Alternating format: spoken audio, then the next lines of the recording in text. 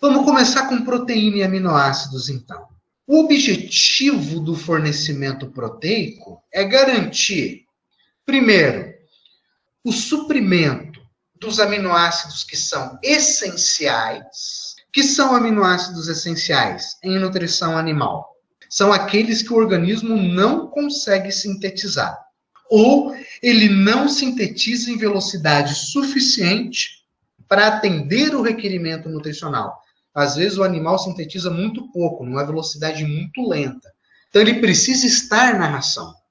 Dos aminoácidos essenciais, existem aqueles que nós chamamos de limitantes.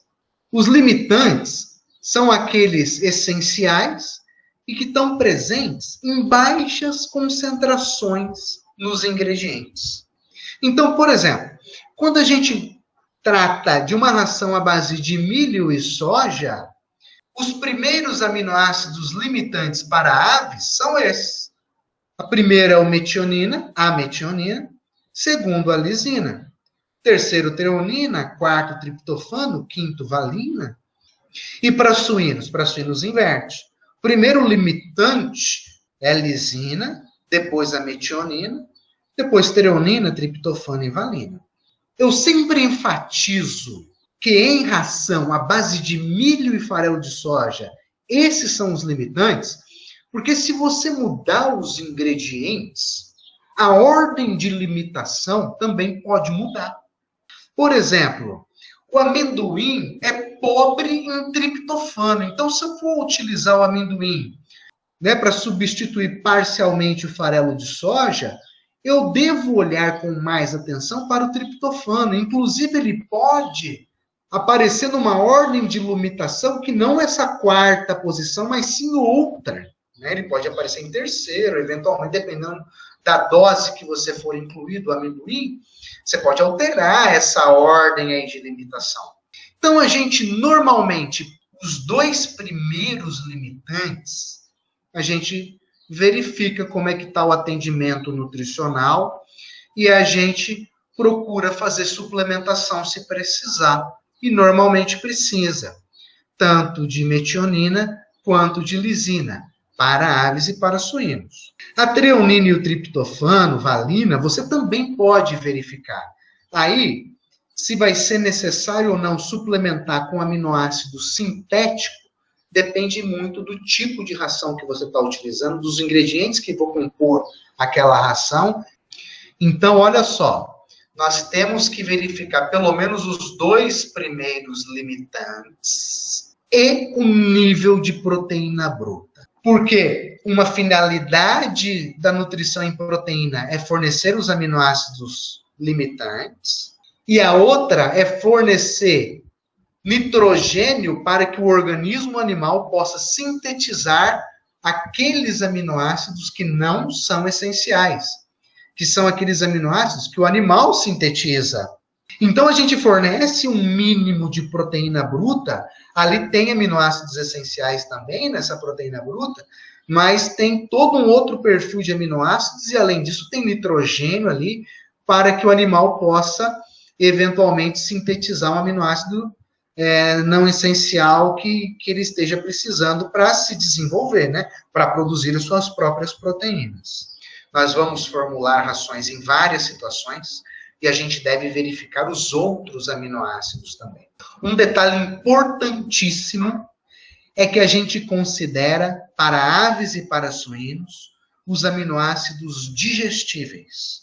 Então, não é a quantidade total de aminoácidos que tem nos ingredientes. Então, já considera a habilidade da ave em digerir, em aproveitar aquele nutriente, no caso, aminoácidos, a habilidade da ave de aproveitar os aminoácidos dos ingredientes que a gente está utilizando. Nós temos informação de digestibilidade de aminoácidos para uma gama grande de ingredientes e nós temos a exigência de aminoácidos digestíveis. Então, tanto para aves quanto para suínos, são valores que nós conhecemos muito bem. Nós temos segurança na utilização. E a gente pode usar também aqui o conceito de proteína ideal. Eu só vou te dar uma pincelada agora no conceito e depois a gente aplica isso de fato, formulando para você sentir o que é e como utilizar o conceito na prática.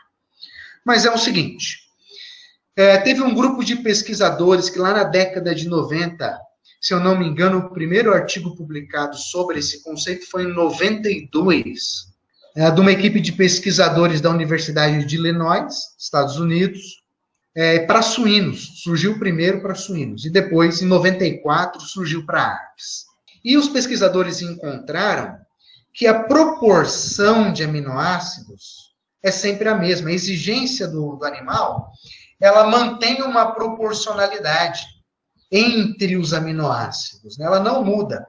Muda o valor absoluto, mas a proporção entre os aminoácidos não muda. Então, independente se está frio ou se está calor, a proporção é a mesma. Se você quer um desempenho alto ou baixo, a proporção é a mesma. O que muda é a quantidade, mas a proporção não.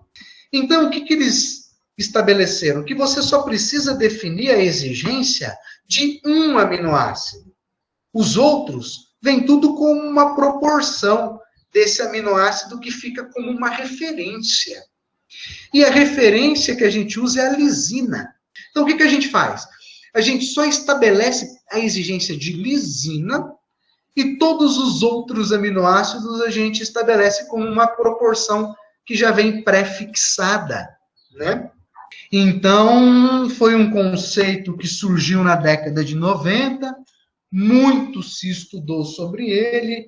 Ele, de fato, ajuda o nutricionista, não resolve todos os problemas da nutrição proteica. Você vai perceber que ele tem algumas dificuldades em você chegar na proteína ideal, né? Ideal mesmo, você nunca chega, porque sempre haverá excesso de alguns aminoácidos, mas isso fiquem tranquilos que a gente fica muito mais fácil de ilustrar para vocês quando a gente estiver trabalhando na prática, quando a gente estiver formulando mesmo. E logo, logo a gente vai começar a fazer isso.